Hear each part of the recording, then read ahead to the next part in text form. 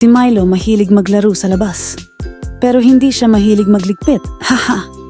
Isang araw nakita ni Bree ang kalat. Hala Milo! Bulong niya. Parang lumungkot ang park. Walang bubuyog na dumarating. Bzzzt! Nag-isip si Milo. Ano kaya ang pwedeng gawin para gumanda ulit? Idea! Linisin natin, sabi ni Milo. Tara! Sagot ni Bree. Kinolekta nila ang bawat wrapper, bawat bote. Clap, clap, clap. Naglinis sila. Nagtawanan. Naging masaya ang paglilinis. At tingnan, bumalik ang mga bubuyog. Psst, psst.